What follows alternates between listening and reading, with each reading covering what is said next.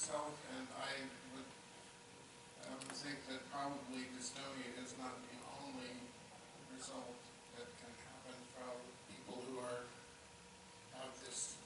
Right.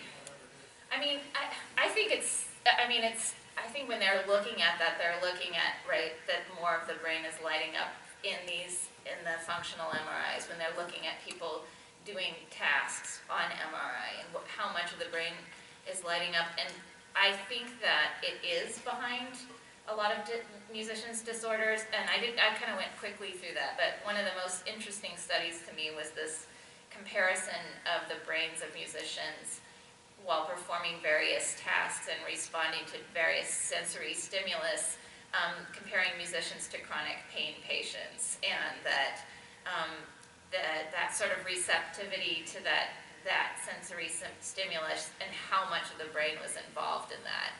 And I don't know, they feel now that musicians' brains, after a certain amount of time playing an instrument, do tend to be networked in a different way. And there was another study with dancers, I think, showing that there was an equal amount of activity, but it was a different kind of networking.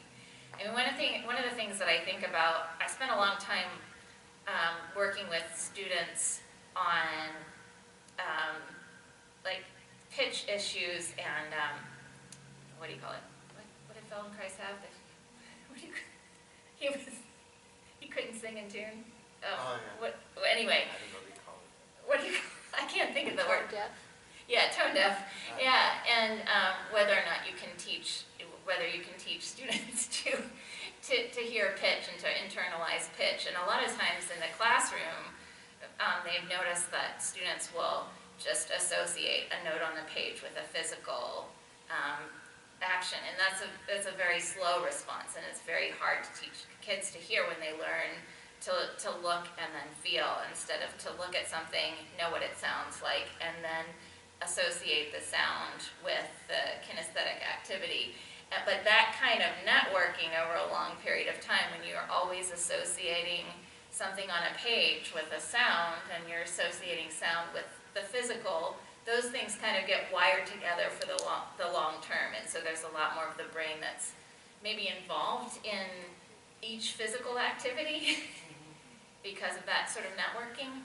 I get that right. There's more of the brain is involved in every physical activity. Yeah, and that's what they're looking at, is that because of that kind of training over a long period of time, yeah, more of the brain becomes involved in it. Exactly. Yeah. Well, the question that comes up for me there is it because of the practicing, or is it because they have the propensity toward that, so Yeah. it eventually manifests for other people, and they want to continue because they have this capacity? I think that would be an interesting thing for them to look at, is what happens with a child prodigy who actually does have this capacity but hasn't been practicing for that length of time. Yeah, I don't know. I think that would be something interesting to explore. It's just really, I think, the way that they can explore musicians' disorders, because of the technology that's available, is relatively just new, but blossoming too. So. Hard for dancers because we can't catch them.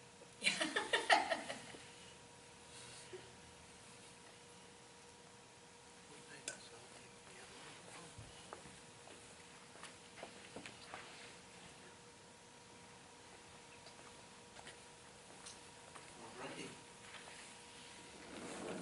Thank you very much. Thank you so much.